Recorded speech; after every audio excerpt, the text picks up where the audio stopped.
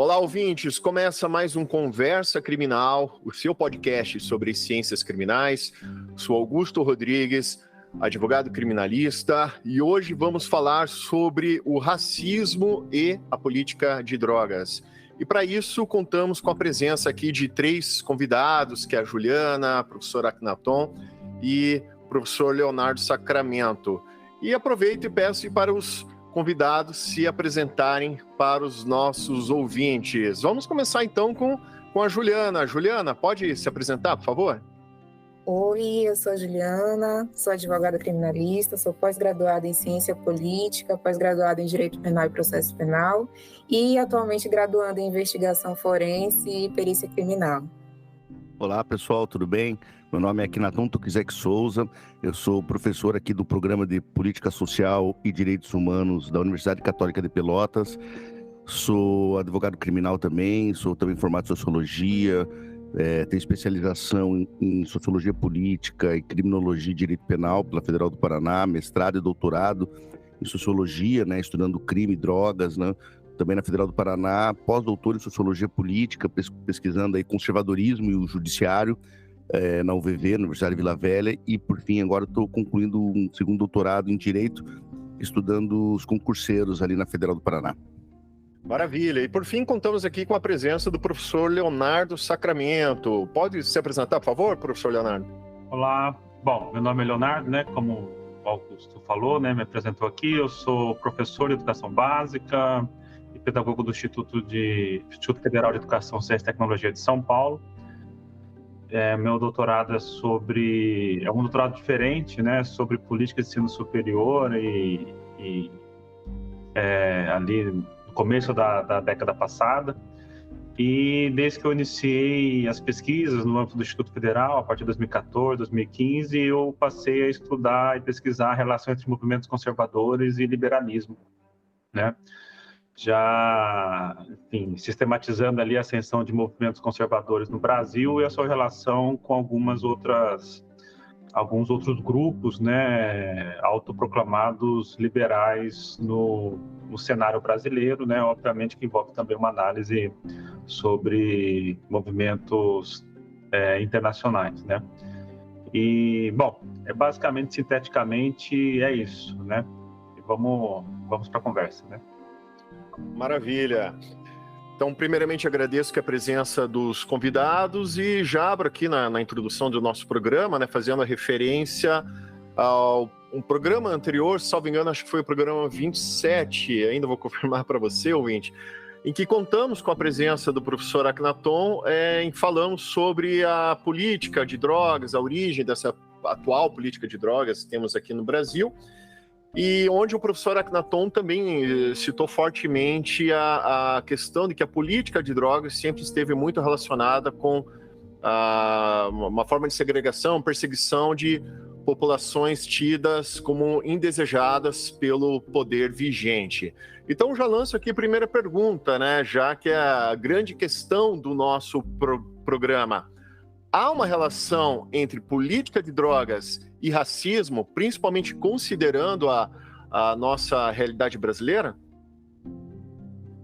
Uma excelente pergunta, Augusto, e eu diria que, evidentemente, sim. Eu diria que não só com a política de drogas, com a própria figura do Estado.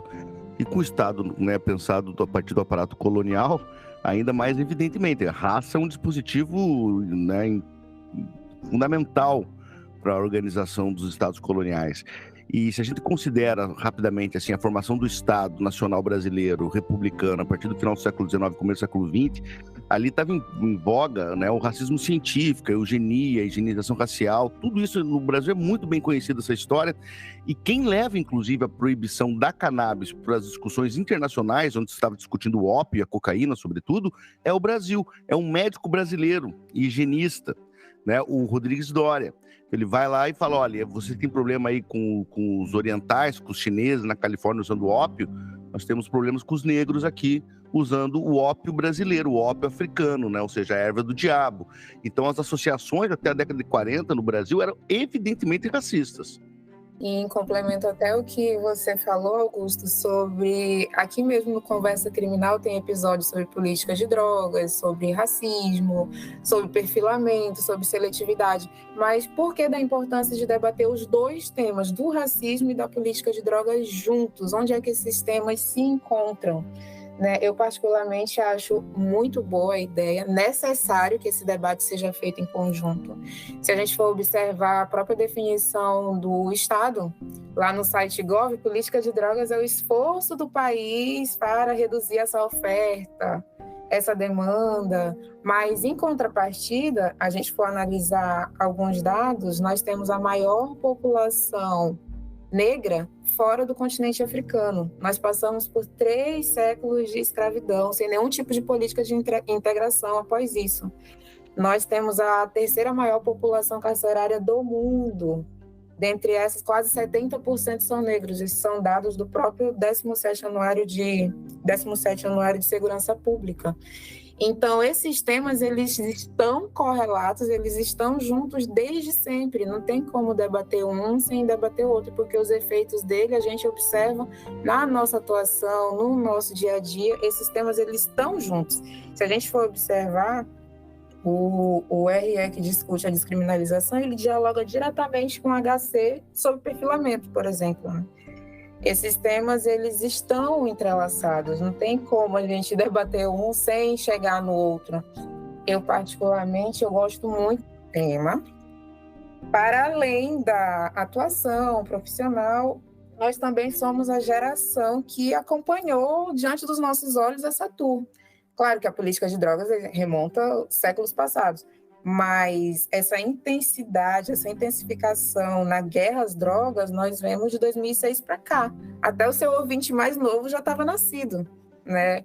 É algo muito atual. O próprio julgamento do RL é de 2015, eu já estava até formada nessa época, né? O vídeo do próprio ministro, o ministro Alexandre, enquanto era ministro do governo, cortando o pé de maconha, a facãozada, declarando guerra total, é totalmente recente, né? E eu não falo isso para exaltar a reforma política criminal de ministro A ou B, mas eu falo isso para evidenciar que a gente está vendo a história acontecer diante dos nossos olhos. E se me permite fazer uma complementação, Juliana, realmente, se a gente for fazer uma percepção a partir da política criminal ainda, né, se a gente for considerar os dados criminais, a política do campo da segurança pública, ainda é mais evidentemente racista ainda, porque todos os dados, assim, são coisas bastante objetivas, mas o que eu acho talvez interessante também provocar as pessoas, até para, né, trazer um tema um pouco menos usual nesse tema da discussão do racismo e da política de drogas, é como a própria lógica que envolve, ou seja, a base doxa epistemológica que vai organizar essa seleção do que é bom, do que é ruim, implica uma cosmofobia, né, usando o termo aí do Nego Bispo, ou seja, uma forma do qual você mata outras formas de existência. E aí, claro, a gente pode pensar cannabis, porque ela de fato é a mais utilizada e onde a hipocrisia é muito severa, mas isso acontece, por exemplo, com uma série de medicinas vivas, de farmácias vivas, que são menosprezados quanto saberes, né? Sobretudo esses, sim, manipulados pela população, por aqueles viventes, sobretudo, né, a gente for pegar culturas iorubá, culturas tradicionais brasileiras, do qual o contato e a relação com a própria doença, com o próprio problema, com o próprio remédio, com o próprio veneno, eram medidas, né, a partir justamente de uma lógica, né, de potência, de construção, de conhecimento. E quando se pensa no processo, né, de proibição, de escalonamento e hierarquização dos conhecimentos, bem no fim o que nós estamos falando é de uma base toda né, ou seja, de uma cosmofobia, de um cosmocídio, ou seja, matando toda uma forma de povoamento do mundo, de estar no mundo, de perceber, né, essa relação de viver e experimentar a vida na Terra. Porque justamente a gente vai ver que as proibições, elas alcançam, sobretudo, as substâncias que têm esse caráter, vamos pensar assim, anticapitalista, ou seja, de processos, o que o Antônio Escorrotado, espanhol, vai chamar de drogas visionárias. Então, um preconceito muito forte sobre drogas psicodélicas, sobre cogumelo. Todo mundo tem a história aí do maluco da vila lá, não sei o quê, que tomou cogumelo e nunca mais voltou, né? Ou seja, a gente até faz um menosprezo com doenças graves e com a falta de assistência, né? Atribui, por exemplo, ao cogumelo, que é uma substância utilizada há muitos anos, né? A cannabis, propriamente dita, e então a ayahuasca, a rudacíria, né? Então, bem no fim, quando a gente está falando em racismo e política de drogas, mas o racismo em geral e a política de drogas, ambas estão pavimentadas, né, nessa visão eurocêntrica, né, nessa visão baseada num cristianismo difuso, universalista, de uma ética universal, de uma estética universal, de um homem, e aqui uso a palavra homem mesmo justamente para fazer o reforço de gênero, né, universal, né, naquele momento, ou seja, então isso bem no fim é a morte do outro, né?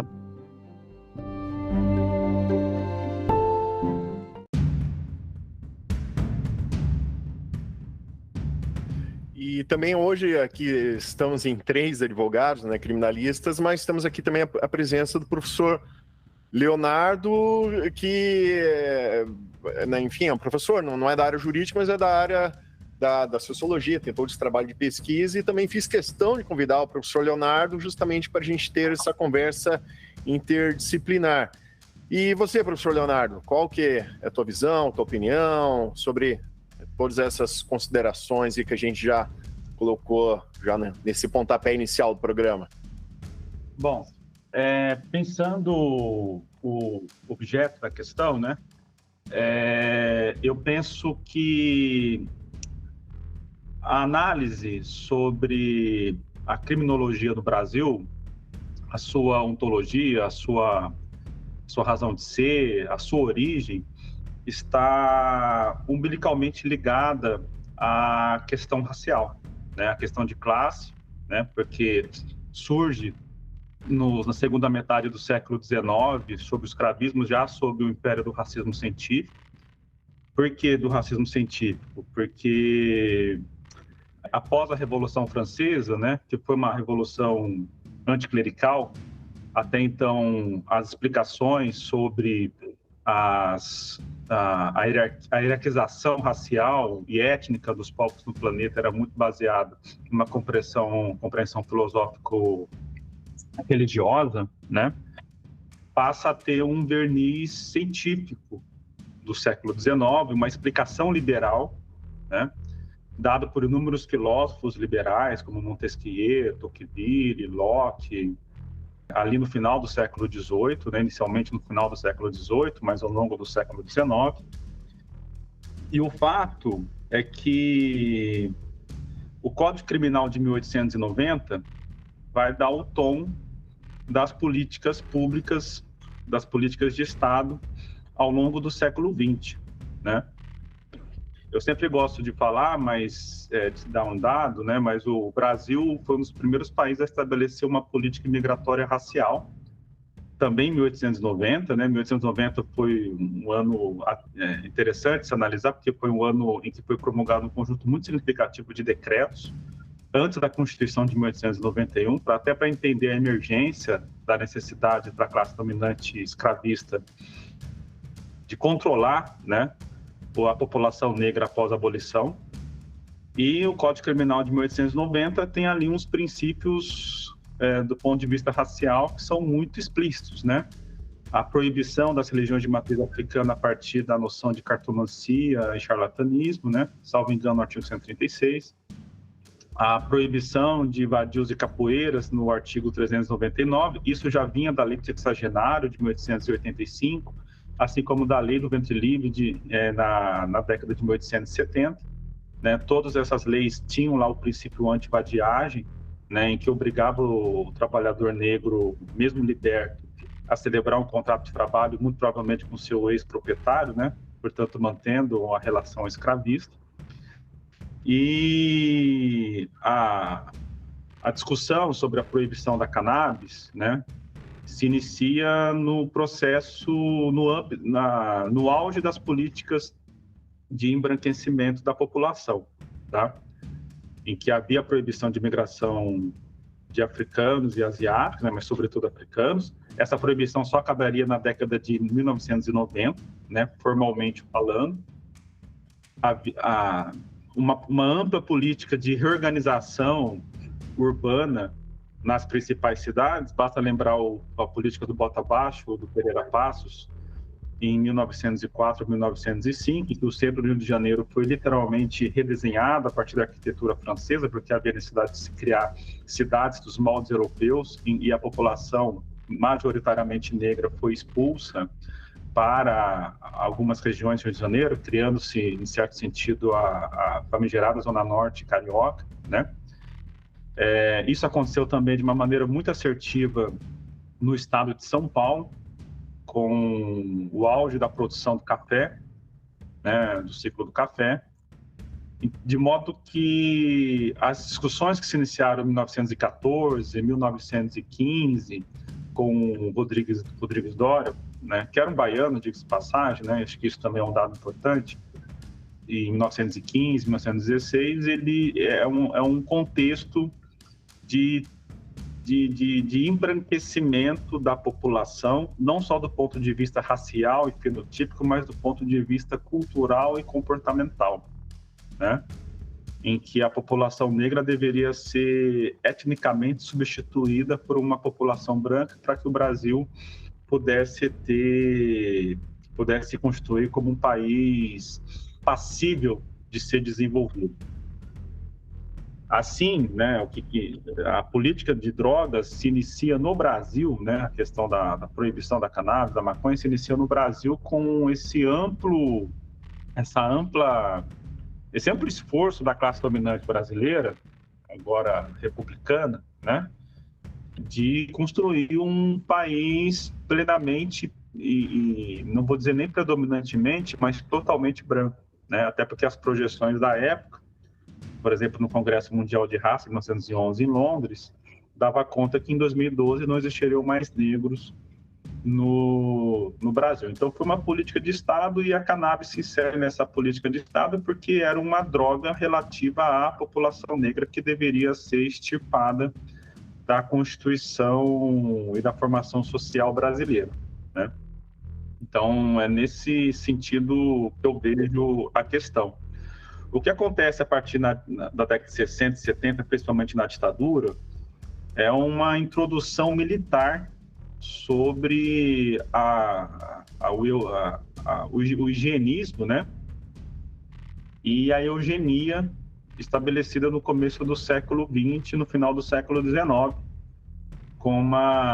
introduzindo uma compreensão de domínio territorial militarizado sobre os espaços da população negra, a partir de um ideário, de uma compreensão completamente apologética sobre a necessidade de extirpar as drogas da população brasileira, mas isso tem muito mais um sentido de proteger. Acho que o Rio de Janeiro é muito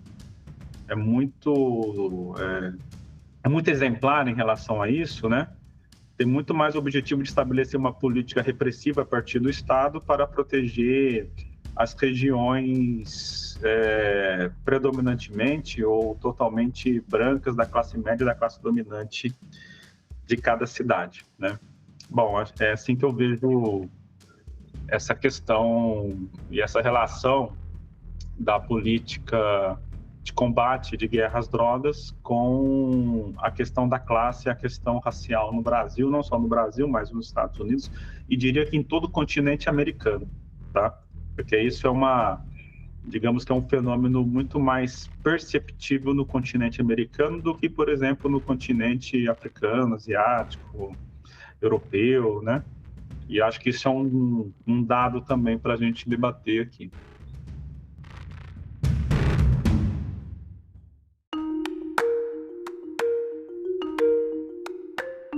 Pegando a deixa aí do professor Leonardo, eu acho que é bem interessante mesmo perceber que essa questão da raça, ela se dá dessa forma, realmente no continente americano, e ainda assim no continente americano com bastante diferença entre as formas de racismo, de organização social a partir do racismo, né? Porque, obviamente, quando a gente vai pensar no racismo estrutural, pode falar em racismo estrutural, mas também é possível você trazer uma leitura sociológica de um racismo organizacional, né? Ou seja, que organiza. E talvez no Brasil tenha sido onde o racismo mais foi bem sucedido enquanto uma forma de organização social, justamente por essa característica. Enquanto nos Estados Unidos, por exemplo, né, se organizava a partir de uma lógica bastante biologicista do One Drop Blood, né, ou seja, uma gota de sangue, então não havia uma lógica dessa tecnologia de colorificação, né, que é uma forma de controle social racista, eugenista e tal. Lá não tinha isso. Então, assim, a pessoa era negro, pronto, né, filho de negro era negro. Então, você criou, por exemplo, uma forma de relação e de interdependência entre essas populações de forma muito mais clara, né? Muito mais intensa, inclusive mais clara, né? No caso brasileiro, que a população negra é muito superior, né? Comparado com os Estados Unidos, aqui nós temos uma outra teoria que alguns autores vão chamar de teoria de dupla subordinação. Então, você cria um processo de estratificação entre a própria população que já está excluída.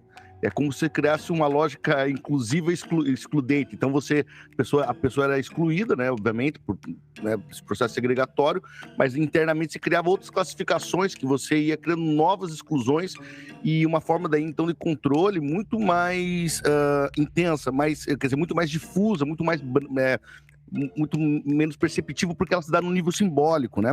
E aí, qual que é a consequência disso? A consequência disso é que a relação e, sobretudo, os processos de distinção vão se dar por uma lógica muito mais de um cálculo moral, valorativo, e por isso que eu concordo com o Leonardo, ele falou para a gente, né, discutir isso. Eu acho que eu concordo realmente com essa questão que no Brasil essa dimensão moral, né, inclusive da possibilidade de limpeza moral, inclusive, é muito mais forte. Então você tem essa ideia do tipo, a pessoa ela tem que ficar longe, porque o comportamento, né, dessas populações é um comportamento que tem um certo desvalor moral, comportamental, né, de tal forma que você não que contamina o espaço. A Vera Malaguti usa um termo ótimo, que são sujeiras autolocomotoras, né? E ao mesmo tempo coloca uma violência sobre essa população, uma violência simbólica justamente de tentar se limpar, que vai sair essas expressões racistas, né, que muitas vezes perduram, como, sei lá, negro de alma branca, sabe? Que vai falar assim, ó, tipo, né, como uma espécie de uma conversão moral, né? Então esse processo, as drogas vão entrar nessa lógica também, numa disposição moral, e que no caso brasileiro, né, como nossa própria história, bastante cínica, né? Bastante hipócrita. Vocês sabem que eu tava vendo uma comédiazinha stand-up, um videozinho curto. Eu achei interessante. Nela, o comediante está diante de uma plateia, né? E ele diz, no termo que ele usa, né? Vocês estão vendo aí que o Supremo tá debatendo para liberar as drogas? Aí a plateia reage com alguns risos tímidos ali, né? Aí, em seguida, ele faz uma cara de dúvida e fala, e era proibido? Pronto, aí a plateia explode numa risada estrondosa. E esse vídeo me fez pensar que existe um privilégio de raça e de classe aí, né? Porque quem está em determinada faixa da população ou de raça e de classe, pode usar de boa e usa de boa, né? O usuário é usuário apenas. Todos nós conhecemos pessoas assim, e longe de fazer algum tipo de apologia, mas muitas dessas pessoas são tidas como descoladas, esclarecidas, entendidas, cultes, legais, mas essa mesma lógica não se aplica a outra determinada parte da população. O preto e o pobre, ele vai preso por isso, ele é o vagabundo, ele tem a cara exposta no jornal de meio-dia, ele experimenta as mazelas do sistema, e quando não, até morto, porque a gente não pode deixar de mencionar que a guerra às drogas, ela é letal também. E muitas das vezes, a gente até numa crítica um pouco pobre ainda, a gente cai naquela falácia de dizer, mas a guerra às drogas falhou, deu ruim, deu errado. Mas será que falhou mesmo, né? Qual que era o objetivo? Isso os colegas falaram anteriormente, né? Porque se a gente parar para pensar, a escravidão ela foi legalizada, o Holocausto tinha manto de legalidade, experimento ginecológico com mulheres negras, sem anestesia, não foi James Marion James Marion Sims não foi penalizado por isso. Na verdade, ele foi condecorado como pai da ginecologia moderna. Então, a maioria das atrocidades, né, no decorrer da história, elas foram revestidas por algum manto de legalidade, até porque a legalidade ela não tem a ver com justiça, né? Muitas das vezes tem a ver com poder. E essa guerra às drogas nos nossos dias é uma tentativa eficaz, inclusive, de manter os marginalizados no sentido de margem, que continuem na margem. É um controle social, é uma forma de eugenia. Então, complementando isso, a gente precisa compreender que o racismo, ele cumpre função econômica, tá? Se não cumprisse, ele deixaria de existir. Ele tem uma relação positiva nas relações sociais, nas relações de produção capitalistas, né? Então, eu sempre dou, além dessa questão do controle sobre a força de trabalho para a classe dominante, né? Controle violento e fascista sobre a população que deveria ter desaparecido, né? À luz das políticas de Estado do século XIX e do século XX, é preciso compreender que o racismo cumpre funções imediatas, né? Não só para quem pertence à própria classe trabalhadora, porque isso diminui a concorrência para apropriação de bens fundamentais para a reprodução das suas vidas, né?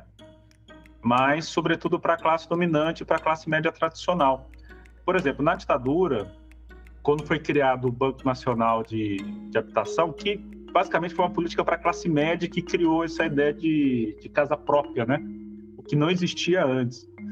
Quando a gente analisa, por exemplo, o Rio de Janeiro, foi um período na ditadura civil-militar, inclusive com a ascensão de grupos paramilitares de direita, que depois seriam chamados, a meu ver, equivocadamente de milícia, né?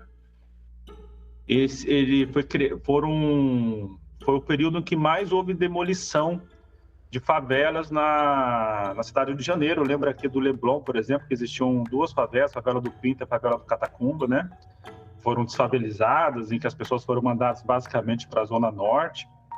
Mas esse período, né, o Estado destruiu, né, mais de 80 favelas, né? Demoliu cerca de 26 mil moradias e removeu mais de 140 mil moradores, tá? Esses dados aqui são do livro do Quilombo à Favela, do Adriano Campos, que é um geógrafo, né?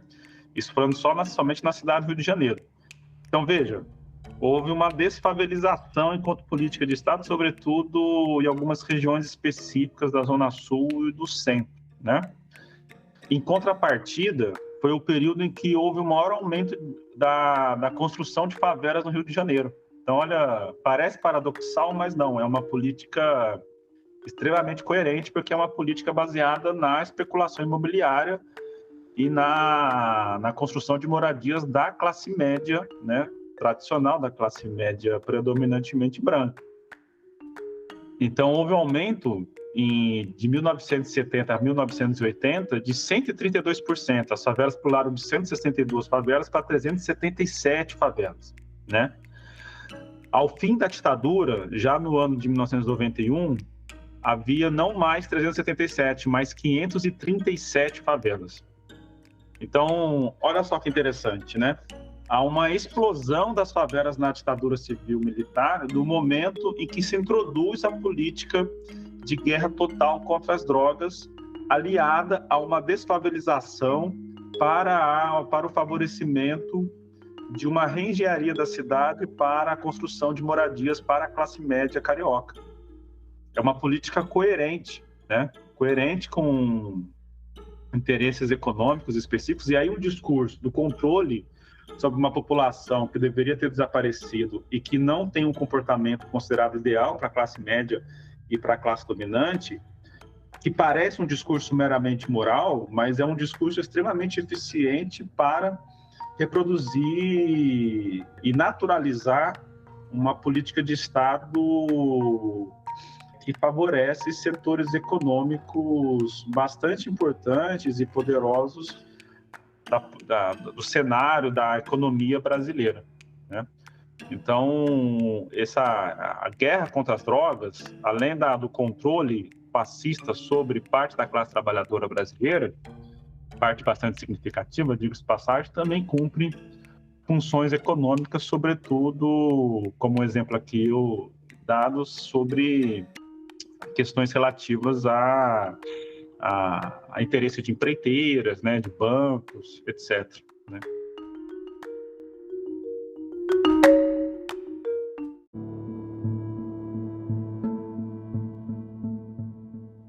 Não há dúvida que, né, como tanto o racismo como a política de drogas no Brasil são bem sucedidos, tanto é que é operacionalizado como né? Então, ou seja, de fato é um dispositivo que nos organiza, né? E eu concordo plenamente, assim, com a Juliana e também com o Leonardo, mas são dois temas distintos aqui, retomando da Juliana ali anteriormente, essa questão do usuário, né? É legal pensar o Estado e pensar também, ou seja, o Estado quanto às formas de organização e a partir dos seus efeitos, né? Então, a gente não consegue proibir a substância, a gente proíbe pessoas, né? A circulação, né? A lei ela circula, né? Então, o que interessa é perceber como que ela circula de forma tão distinta em lugares tão distintos, a ponto que um garoto playboy na rua pode fumar uma maconha, tem toda uma cultura em torno disso, da flor e compra, e é caro, e é tudo gourmetizado, e um outro garoto na periferia fumando um prensado, né? Né? Ou seja, a própria lógica de tratamento do usuário, é isso que nós nos importamos, ou seja, com o uso abusivo, com o uso problemático e com as consequências que o uso que determinadas substâncias podem causar nas pessoas, até o efeito disso é racial. Porque é diferente quando se pensa, por exemplo, no consumo de drogas, tem 3 grandes referências, segundo Zimbardo, né? Que é o set, que é o cenário onde você está, o setting, que é como você está, e a substância. Então, nesses 3 pontos, a política de drogas, ela produz efeitos evidentes, né, de cunho racial, né? Seja porque você possibilita a população usuária mais empobrecida, né, o cálculo da clandestinidade em relação ao acesso à substância, portanto, uma substância desconhecida, não se sabe de onde, como foi feita, quais são os critérios, qual o tipo de qualidade, né, e por isso mesmo, aumentando o risco dessa população. O cenário da proibição submete a pessoa a um espírito de clandestinidade, né, um comportamento de clandestinidade que, sem dúvida nenhuma, assevera os efeitos negativos do uso de qualquer substância. Então, se o cara usa uma substância psicodélica num parque à tarde, escutando jazz, ou, né, com os amigos, uma cachoeira, é uma coisa, se ele, né, num cenário de possibilidade de morte, é outra realidade que se dá. Então, aumentando severamente, por exemplo, os efeitos, né, negativos no comportamento do uso de qualquer substância, inclusive do álcool, por exemplo.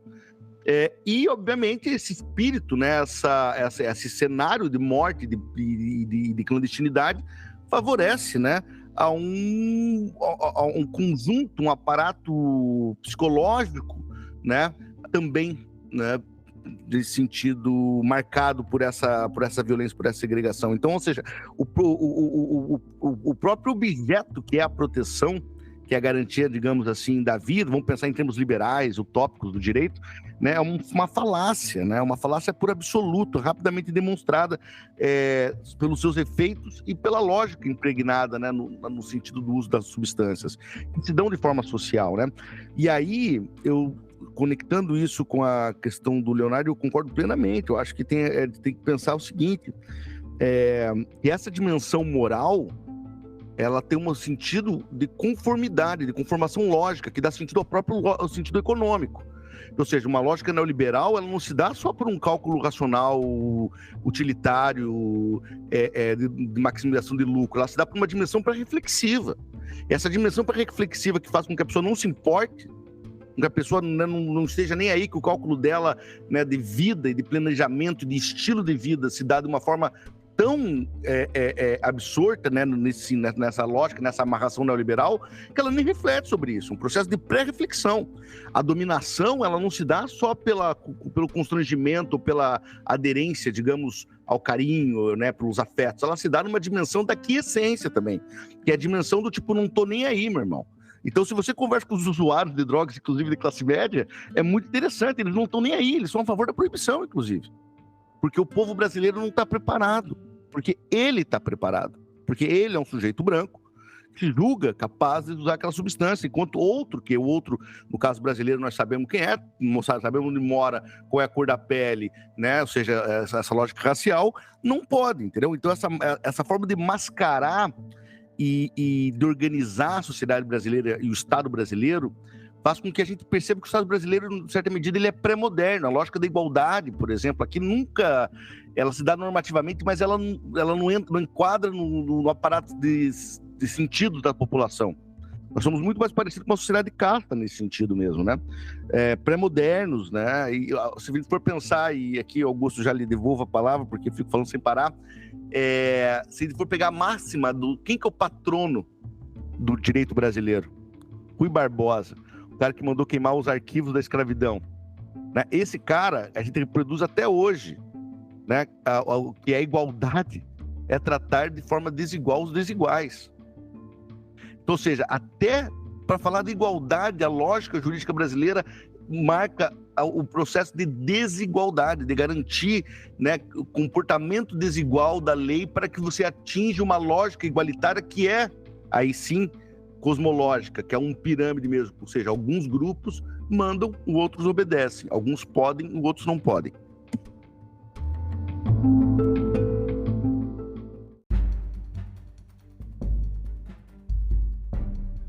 Consta aqui do Anuário Brasileiro de Segurança Pública que a partir de meados dos anos 2000 e até hoje, né, nesses últimos 15, quase 20 anos, tivemos um aumento na proporção na população carcerária de pessoas negras, né? Então, nesses últimos 15 para 20 anos, então houve esse aumento nessa proporção de negros encarcerados no Brasil. Contudo, a gente também tem a questão da nossa lei de drogas, que é a Lei 11.343 de 2006, justamente coincide, né, com esse período, né, uma legislação que foi criada, né, diga-se, durante o governo Lula, durante o governo, né, do Partido dos Trabalhadores, né, nesse período também meados dos anos 2000, em substituição à nossa antiga lei de tóxicos, que é a legislação de meados dos anos 70. A pergunta que eu deixo aqui para os convidados, se eles enxergam uma relação direta entre essa atual lei de drogas, que foi criada, né, como eu disse, em meados dos anos 2000, com esse aumento da população carcerária em relação à população negra, né? Essa proporção. Vocês enxergam que há uma relação direta nisso? Há uma influência dessa lei de drogas, vamos dizer assim, numa seletividade penal com esse cunho racista também? Eu não só enxergo, né, essa relação, como nem usaria o termo coincidência, né? É realmente a causa desse aumento na nossa população carcerária, se deu em prol e em razão da lei de drogas, até porque um número absurdo, não estou com as porcentagens aqui, mas ultrapassa os 60% dessas pessoas que estão presas, custodiadas, é por conta da lei de drogas. Inclusive pelo artigo 28, né, que deixa aquela dúvida ali do trazer consigo, levar, transportar, ter... Abriu esse espaço para isso. E nos votos dos ministros, né, inclusive os que foram a favor da descriminalização, eles trazem esses dados, né, sobre o quantitativo, sobre as abordagens policiais, né. O próprio ministro Alexandre falou que para uma pessoa branca ser considerada traficante tem que estar portando 80% a mais, isso com base nos dados, tá? 80% a mais de substância do que a pessoa negra. Então, eu vejo totalmente a relação total, inclusive responsabilizo isso, vejo isso no dia a dia, que a lei de drogas é a que mais encarcera homens e mulheres marginalizados, favelados, negros na nossa sociedade. Me permita uma provocação assim, intelectual, porque, olha, fazia muito tempo, Augusto, que eu não tinha uma conversa tão interessante escutando os colegas e eu tenho refletido muito aqui agora, rapidinho, fiquei pensando o seguinte: será que a gente pode dizer que efetivamente é a causa ou será que é apenas o dispositivo da vez? sabe? Porque, assim, eu discuto drogas há muito tempo e sempre tem aquela esperança, né? Você vai falar algum lugar, a pessoa, e quando o STF legalizar, né, o 28 e tal, será que vai melhorar? Eu falo, olha, eu tenho impressão que não, porque dificilmente você vai criar um processo de regulamentação que seja absolutamente aberto. Você não vai conseguir fazer um abolicionismo, né, do controle, né? Algum tipo de proibição vai regir, vai acontecer sobre isso ainda. E caso não seja de droga, será que não se inventaria outro dispositivo? Porque, veja bem, eu estou pesquisando os concurseiros agora. Os concurseiros, no Brasil, cara, tem mais juiz e promotor oriental, ou seja, descendentes de asiáticos, do que negros, que representam 50% e pouco da população brasileira, né? Então, pretos e pardos, né? Então, ou seja, quem julga são essas pessoas que são da classe média, que podem ser, né, bem intencionadas, bem motivadas, como certamente, e bons pais, e boas pessoas, e bons cidadãos, como Eichmann era, entendeu? Em 35. Então, ou seja, essas pessoas que são um aparato do Estado. Então, assim, um juiz, vocês sabem muito bem, quem dera criminal, né? Que, em teoria, um juiz pode, até no caso concreto, decretar a inconstitucionalidade da lei penal. Ele pode dizer, né, fazer afirmação do controle de constitucionalidade em caso concreto, mas a gente nunca viu isso acontecer. Por que não acontece? Por que a interpretação, que as possibilidades de criatividade jurídicas no Brasil sempre são para encarcerar, nunca é para soltar a pessoa, né? Então, ou seja, isso é porque, no fim, a nossa mentalidade, em certa medida, e aí eu concordo piamente com o que o Leonardo falou também, que esse pensamento, essa racionalidade teórica, que não é uma coisa meramente, concordo assim no sentido, né, tipo, que é só uma ideia, produz efeitos práticos, profundos, que naturalizam. Por isso que o conservador sempre fala nisso. É natural, é assim, sempre foi.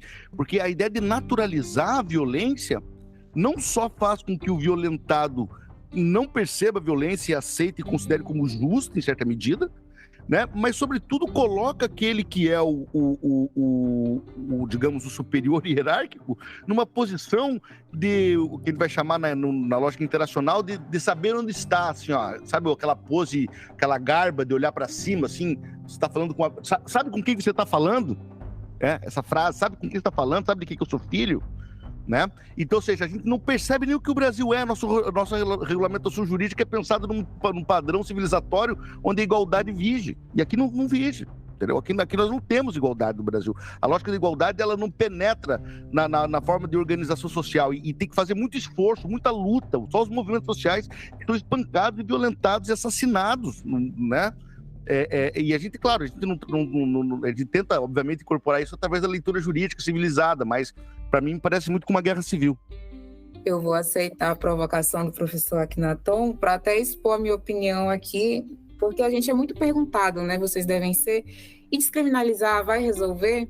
Então, como o professor Akhenaton falou, né? A lei de drogas, ela é o instrumento da vez, né?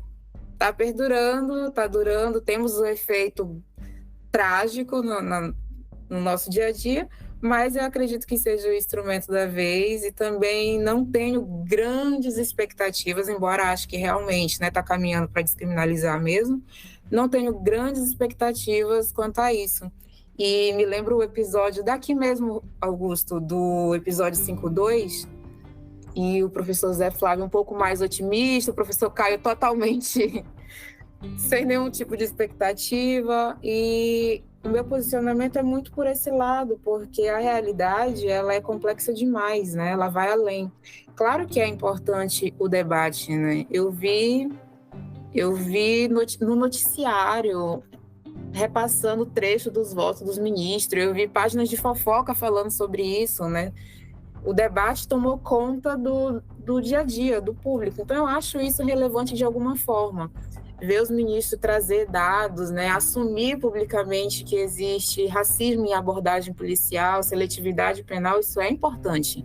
Isso tem que servir para alguma coisa, mas para resolver nosso problema de racismo, de a própria guerra em si contra determinadas populações, eu não acho que vai acontecer, assim, resolver magicamente com a descriminalização. Eu acho, inclusive, que vai aparecer outros dispositivos, outras formas de manter esse controle social.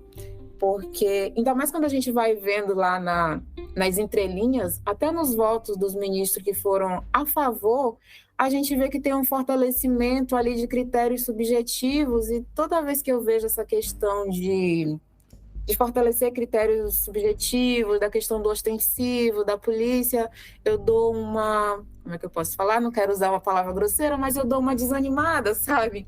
E para fazer um recorte regional, eu sou de um estado de 144 municípios, é um estado grande demais.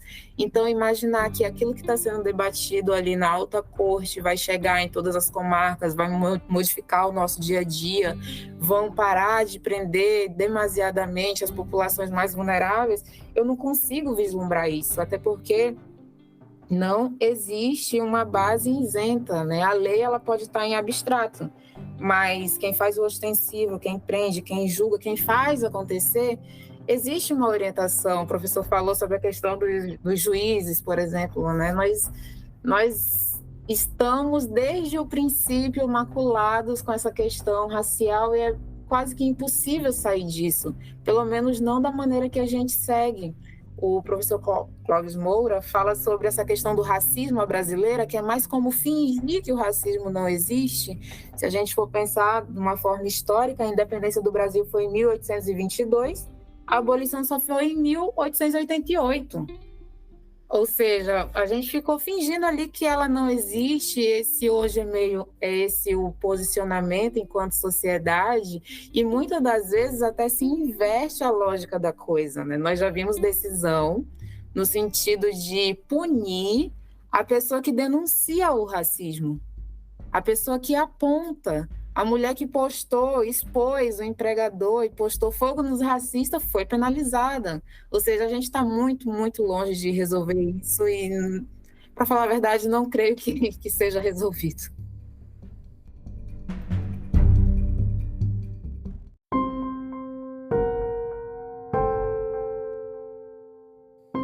Eu acho que, falando em relação ao nosso campo, né, político, porque, obviamente, a nossa compreensão tem um campo político.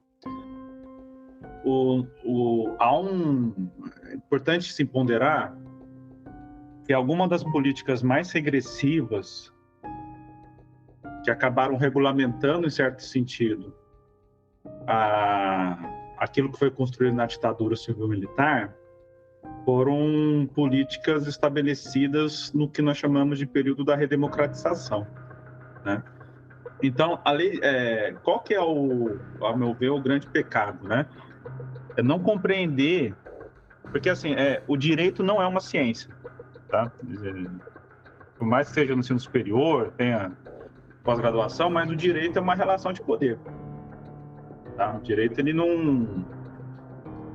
lógico que toda ciência é uma relação de poder, mas o direito, ele é aplicável no âmbito do Estado, que é necessariamente violento, né? O direito faz parte de uma... O direito é uma violência, né? Porque ele é uma regulamentação de uma imposição de direito, de práticas que procuram e objetivam reproduzir uma determinada formação social, né? E se essa formação social é dividida em classes, o direito é necessariamente violento à classe que é oprimida. Então, acho que esse é um ponto, né? E aí há uma incompreensão muito grande de entender o direito enquanto objeto historicamente, né? Porque há, como foi dito aqui, uma crença generalizada de que, aliás, o nosso direito parte do pressuposto que é uma sociedade igualitária, né? Como disse o Acton. E não é, né? Ele não parte da realidade, ele parte de uma idealidade, e essa é uma premissa do direito ocidental, etc., né? Então, não interessa se existia Jim Crow nos Estados Unidos, ou se existia política segregacionista no Brasil, ele parte do pressuposto de que existem pessoas livres ou mais livres do que outras, né? mas discute isso no âmbito da generalidade como se todas as pessoas fossem livres e portadoras de direitos igualitários. É muito importante compreender o papel do judiciário na nossa sociedade, tá? Então, quem aplicava todas as políticas que foram estabelecidas, por exemplo, no ano de 1890, né, todos os decretos ali, que são decretos da construção de uma sociedade segregada, quem aplicou tudo isso foi o judiciário. Eu lembro de um texto me fugiu o nome, né, o líder dos Caifases, né, no estado de São Paulo, salvo engano, acho que é Antônio Bento Prado, né? E ele é um texto de 1896 em que ele reclamava em que os juízes retiravam as crianças negras dos pais para trabalharem para as antigas famílias proprietárias, né? E que muitos negros estavam saindo do estado de São Paulo e ele estava reclamando naquele momento já de um processo generalizado de embranquecimento.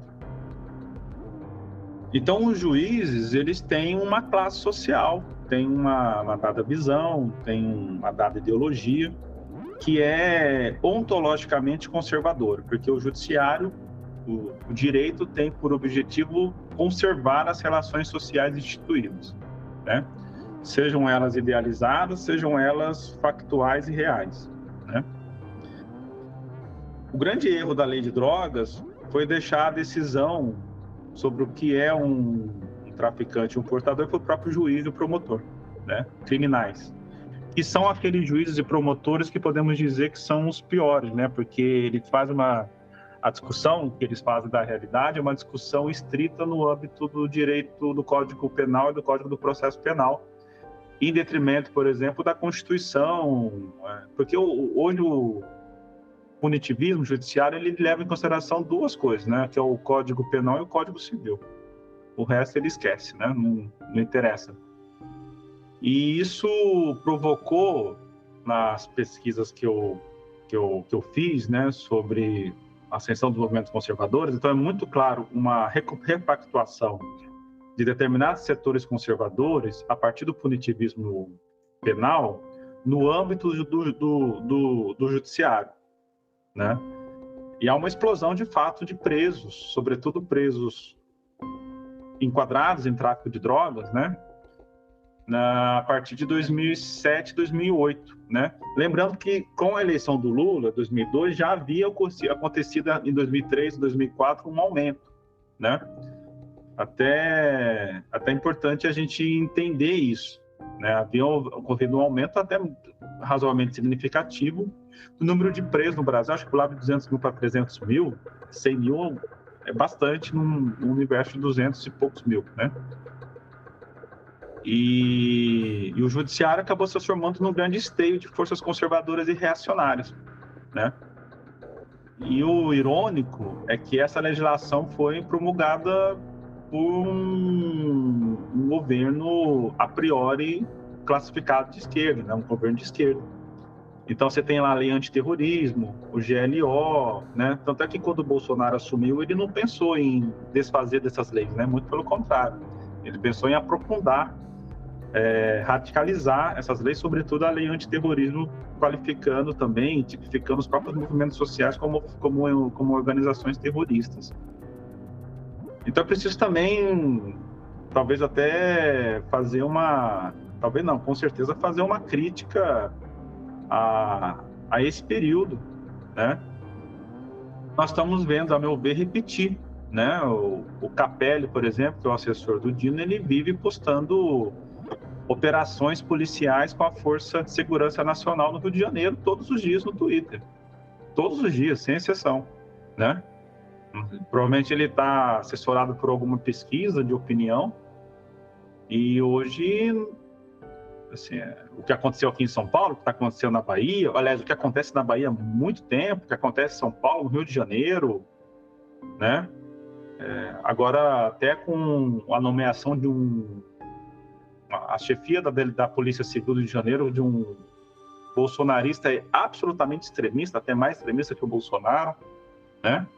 É um período. É preciso entender esse contexto da forma como o judiciário, a forma como os juízes, os promotores, porque a gente fala muito dos juízes, muito pouco dos promotores, porque quem pede a condenação são os promotores, né? O promotor criminal é extremamente punitivista. Extremamente punitivista. Foi um período de reorganização e repactuação das forças conservadoras, porque os juízes e os promotores, originalmente, a sua origem de classe é classe média tradicional, quando não é burguesia. Lembrando aqui do Siqueirinha, aquele desembargador que rasgou aquelas multas da Guarda Municipal de Santos, que é um membro da família Prado, né? Uma família escravocrata, uma das principais famílias escravocratas da região de Itu, né? Aqui do estado de São Paulo, que teve um dos maiores plantéis de escravizados no final do século XIX, o Antônio Prado, né? Que também ele tinha um jornal e tinha grande inserção na província de São Paulo, que depois virou o estado de São Paulo, o Estadão. Ele escreveu, inclusive, a lei do sexagenário, né? Ele redesenhou a lei do sexagenário a partir do relatório Dantas, porque a relatório Dantas promovia uma certa reforma agrária, né, para os libertos. O Congresso era dominado pelos conservadores. Então, você veja, né, como tem, inclusive, uma continuidade familiar, né, de herança sobre esse processo, que inclui também o judiciário.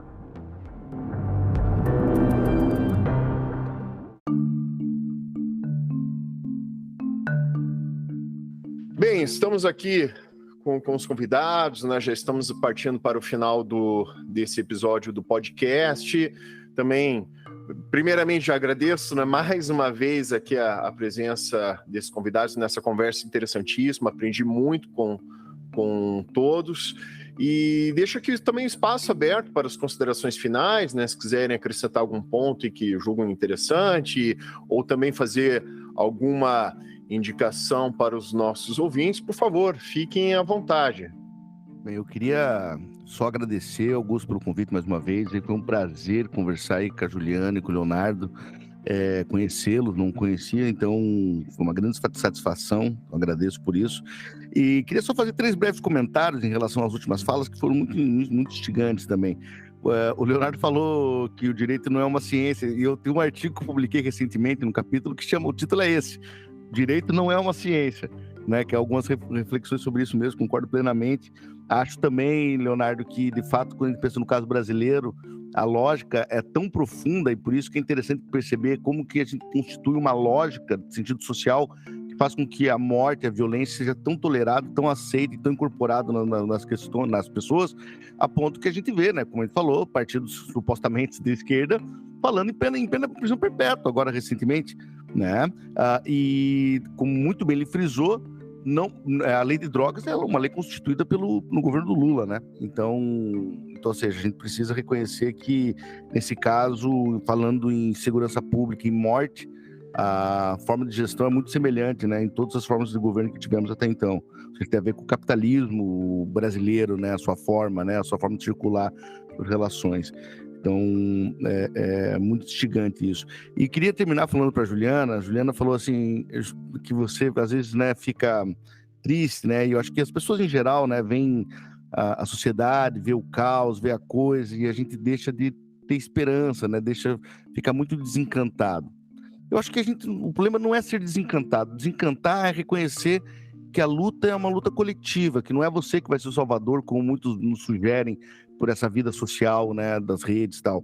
Mas, sobretudo, a gente perceber que, né, a gente precisa, né, sei lá, né, esperançar, né, entender é transformar o que há, né, escrutinar.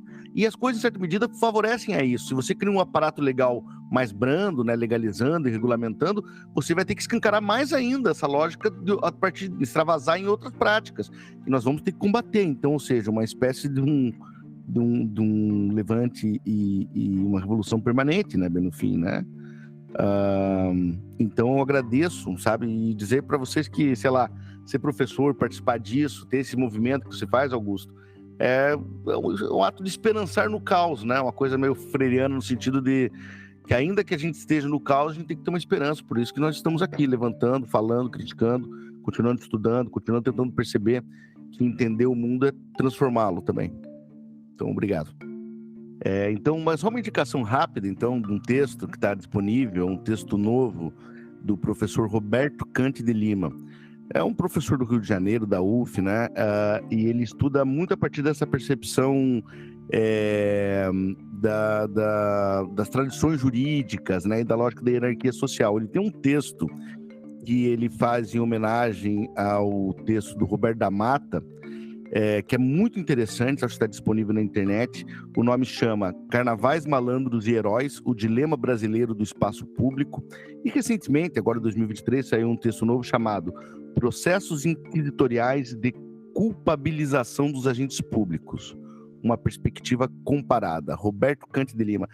Texto legal de antropologia que vai mostrar, assim, sabe, uma percepção da organização, de como as coisas, sabe, em certa medida, tem lógica na cabeça das pessoas e como essa lógica se desenvolve, se organiza, é uma coisa muito interessante de perceber no Brasil. Maravilha. E a Juliana também ficou de fazer as suas indicações. Juliana, fica à vontade para indicar para os ouvintes. Sim, eu queria agradecer primeiramente ao convite, tá, Augusto? É sempre um prazer participar. Quantas vezes você me convidar, estou à disposição de você, dos seus ouvintes também. É fácil achar a gente lá pelas redes sociais. E também parabenizar, né? Vi que o Conversa atingiu uns marcos importantes aí, atingindo cada vez mais ouvintes, isso é bem legal. Antes de participar, eu também sou ouvinte, já maratonei os episódios. E agradecer também a troca aqui com 2 professores, eu me sinto muito honrada por isso. Já estudei muito pelos textos do professor Akhenaton e gostaria aqui, se me permite, fazer algumas indicações. O primeiro é o 17º Anuário de Segurança Pública Brasileiro, que é o que tem de mais atual de dados, eu acho que dados são importantes.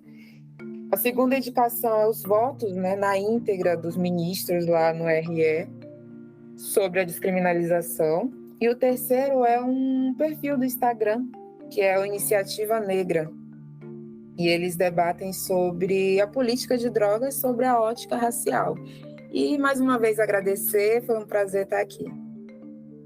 Eu que agradeço. E, professor Leonardo, gostaria de fazer alguma consideração final, alguma indicação para os nossos ouvintes? Bom, eu gostaria de agradecer, Augusto, pelo convite, pela oportunidade de conversar com o Akhenaton, a Juliana, com você, sobre um tema que é muito caro, acho que a classe trabalhadora, né, aos trabalhadores brasileiros, aos trabalhadores negros, negras, indígenas, né, sobretudo, né, e como indicação, eu gostaria de deixar o texto do Adriano Campos, né, do Quilombo à Favela, a produção do espaço criminalizado no Rio de Janeiro. Até acho que encontra em PDF no Google, né? Não sei se poderia falar isso, mas ainda falando, né? Mas se quiser comprar também, não é um livro caro, né? Que acho que é um livro muito interessante para compreender como que se construiu como política de Estado no Rio de Janeiro a ideia de espaços e territórios criminalizados, distintos, de espaços ideais e não criminalizados que devem ser protegidos pelo Estado por meio de uma política fascista e extremamente violenta, né? Que eu acho que que aconteceu no Rio de Janeiro, de certa forma, antecede, né? E serve como um farol sobre a política criminal estabelecida em todo o país, né? Para todo o país. Legal. Mais uma vez, muito obrigado a todos pela participação. Quero agradecer em especial você, ouvinte, que nos acompanhou até esse momento, e te peço uma gentileza. Se você conhece alguém que possa se interessar por esse conteúdo, por favor, nos ajude compartilhando esse episódio, pois assim vamos propagando o conhecimento. Esse foi mais um Conversa Criminal Podcast. Até a próxima e um grande abraço a todos.